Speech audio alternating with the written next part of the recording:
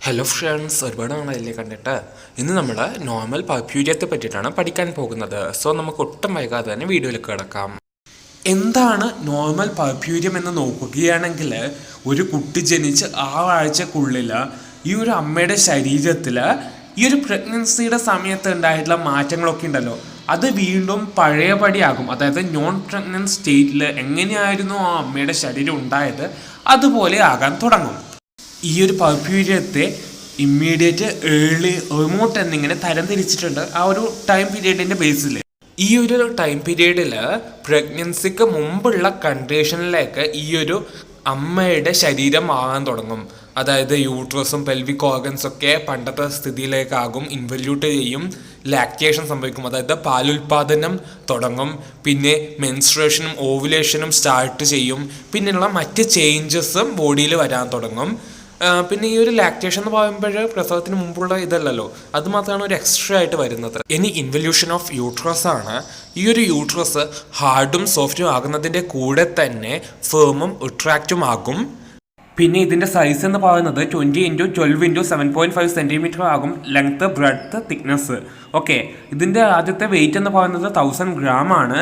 പിന്നീട് ഇതിൻ്റെ വെയിറ്റ് 4ാമത്തെ ആഴ്ച ആകുമ്പോഴേക്കും 100 ഗ്രാം ആയിട്ട് ചുരുങ്ങും. ഇതോടൊപ്പം തന്നെ പ്ലാസന്റൽ സൈറ്റ് കുറച്ചുകൂടി ഉയരും. യൂട്രസിൻ്റെ ലോവർ സെഗ്മെൻറ്റ് അഥവാ ഇസ്തുമസ് തിന്നും, ഫ്ലാബിയും കൊളാപ്സ്ഡും ആകും. ഇത് കുറച്ചുകൂടി സമയം എടുക്കും വീണ്ടും പഴയ അവസ്ഥയിലേക്ക് ആകാൻ വേണ്ടിയിട്ട് കേട്ടോ. പിന്നെ സെർവിക്സ് ആണ്. സെർവിക്സ് കൺട്രാക്ട് ചെയ്യാൻ തുടങ്ങും പതിയെ പതിയെ. പിന്നെ അത് ആദ്യമൊക്കെ 2 ഫിംഗർ നമുക്ക് ഇൻസേർട്ട് ചെയ്യാൻ പറ്റും. പിന്നെയും കൺട്രാക്ട് ചെയ്തിട്ട് നമുക്ക് ഈ ഒരു ഫിംഗറിൻ്റെ ടിപ്പ് ഇൻസേർട്ട് ചെയ്യാവുന്ന അത്രയും കൺട്രാക്ട് ചെയ്ത് ചുരുങ്ങും. പക്ഷെ ഒരിക്കലും സെർവിക്സ് പ്രീ പ്രഗ്നൻറ്റ് സ്റ്റേജിലേക്ക് മാറത്തില്ല. അതായത് അത്രത്തോളം പഴയതുപോലെ ആകില്ല, കുറച്ചുകൂടി ഓപ്പണിങ് ഉണ്ടാക്കും. ഞാൻ ആ ഒരു പിക്ചർ കാണിച്ചു തരാം കേട്ടോ. ഇനി ഇതിൻ്റെ മസിൽസിൽ ഉണ്ടാക്കുന്ന ചേഞ്ചസ് ആണ്. മയോമെട്രിയൽ സെൽ സൈസ് റെഡ്യൂസ് ആക്കാൻ തുടങ്ങും. ഈ ഒരു പ്രഗ്നൻസിയുടെ ടൈമിൽ ഈ ഒരു മസിൽ സെൽസിൻ്റെ എണ്ണവും സൈസും ഒക്കെ കൂടും. അപ്പോൾ പ്രസവത്തിന് ശേഷം ഈ ഒരു സെൽ സൈസ് കുറയാൻ തുടങ്ങും. അതായത് മയോമെട്രിയൽ സെൽ സൈസ് കുറയാൻ തുടങ്ങും. പക്ഷേ ഈ ഒരു സെൽസിൻ്റെ എണ്ണം കുറയത്തില്ല കേട്ടോ. പിന്നെ ഈസ്ട്രജനും പ്രൊജസ്ട്രോണും റെഡ്യൂസ് ആകാൻ തുടങ്ങും. കൊളാജനേസ് എൻസൈം ഇൻക്രീസ്ഡ് ആകും. പിന്നെ പ്രോട്ടിയോലൈറ്റിക് എൻസൈംസ് റിലീസ് ആകാൻ തുടങ്ങും. പ്രോട്ടോപ്ലാസത്തിൻ്റെ ഓട്ടോലൈസിസ് സ്റ്റാർട്ട് ചെയ്യും. പിന്നെ liberation of the peptones liberate ചെയ്യാൻ തുടങ്ങും. എന്നിട്ട് അത് ബ്ലഡിലേക്ക് എൻറ്റർ ആകും. ഇനി അടുത്തത് ഈ ഒരു ഇൻവല്യൂഷന് ഫേവർ ആകുന്ന ഫാക്ടേഴ്സാണ്. ഒന്നാമത് ഈ ഒരു എൻസൈമാറ്റിക് ആക്ഷൻ്റെ എഫിഷ്യൻസിയാണ് അല്ലെങ്കിൽ എഫിക്കസിയാണ്. പിന്നെ ഈ ഒരു കൺട്രാക്ഷനും റിട്രാക്ഷനും കാരണം ഉണ്ടാകുന്ന അനോക്സിയയും ഇതിന് ഫേവർ ആകുന്നുണ്ട്. ഇനി ബ്ലഡ് വെസൽസിൽ ഉണ്ടാക്കുന്ന ചേഞ്ചസ് നോക്കുവാണെങ്കിൽ ത്രോംബോസിസ് ഉണ്ടാകും, ഹയാലിനൈസേഷൻ ഉണ്ടാകും. ഇതെന്ന് പറയുന്നത് കണക്റ്റീവ് ടിഷ്യൂസിൽ ഉണ്ടാകുന്ന ചേഞ്ചസ് ആണ്.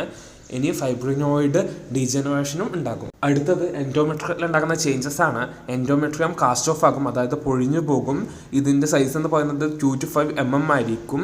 ഇതിൻ്റെ റീജനറേഷൻ 7ാമത്തെ ദിവസം മുതൽ സ്റ്റാർട്ട് ചെയ്യും. ഇത് സംഭവിക്കുന്നത് യൂട്രൈൻ ഗ്ലാൻഡ് മൗത്തിൻ്റെ എപ്പിത്തീലിയത്തിൽ നിന്നും ഇന്റർഗ്ലാൻഡുലാർ സ്ട്രോമൽ സെൽസ് എന്നുമാണ്.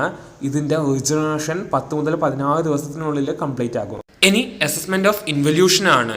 ഈ ഒരു ഇൻവല്യൂഷൻ എങ്ങനെ അസസ് ചെയ്യാമെന്ന് നോക്കാം. ഫണ്ടൽ ഹൈറ്റ് നമ്മൾ എപ്പോഴും നോക്കുന്നത് സിംഫൈസിസ് പിബിസിൻ്റെ റിലേഷൻ വെച്ചിട്ടാണ്, അല്ലെങ്കിൽ കമ്പയർ ചെയ്തിട്ടാണ്, അല്ലെങ്കിൽ അവിടുന്ന് മുതലുള്ളതാണ്. ഈ ഒരു എംപ്റ്റി ബ്ലാഡർ ആയിരിക്കുന്ന സമയത്ത് ഈ ഒരു ഫണ്ടസിൻ്റെ ഹൈറ്റ് കൂടിയേക്കാം അല്ലെങ്കിൽ ഉയർന്നേക്കാം. പ്രസവത്തിന് ശേഷം ഇതിൻ്റെ ഹൈറ്റ് എന്ന് പറയുന്നത് 13.5 സെൻറ്റിമീറ്റർ മുകളിലായിരിക്കും. 24 മണിക്കൂറോളം ഇത് കോൺസ്റ്റൻ്റ് ആയിട്ട് തുടരും. പിന്നീട് 1.25 സെൻറ്റിമീറ്റർ ഇത് കുറയാൻ തുടങ്ങും. ഈ ഒരു പിക്ചർ എന്ന് പറയുന്നത് പ്രസവത്തിന് ശേഷം ഈ ഒരു ഫണ്ടസിൻ്റെ ലൊക്കേഷനാണ് കേട്ടോ. ഓരോ ദിവസം കഴിയുമ്പോൾ എവിടെയാണ് ആ ഫണ്ടസ് ലൊക്കേറ്റ് ചെയ്യാമെന്നാണ്. ഇനി ഇതിൽ വരുന്ന ഒരു അബ്നോർമാലിറ്റി നോക്കുകയാണെങ്കിൽ സബ് ഇൻവല്യൂഷനാണ്. നമ്മൾ ഇൻവല്യൂഷനിൽ പറയുന്നത് എന്താണ്? യൂട്രസ് നോൺ പ്രഗ്നൻറ്റ് സ്റ്റേറ്റിലേക്ക് പോകുമല്ലേ. പക്ഷെ സബ് ഇൻവല്യൂഷനിൽ യൂട്രസിന് അതിന് സാധിക്കില്ല കേട്ടോ. അപ്പോൾ ഇതിന് കാരണമായിട്ട് വരുന്നത് multiple birth, hydramnios, prolonged labour, difficult birth, any infections, grand multiparity, maternal analgesia കൂടുതലായിട്ട് യൂസ് ചെയ്യുന്നത് തുടങ്ങിയ കാരണങ്ങളാണ്.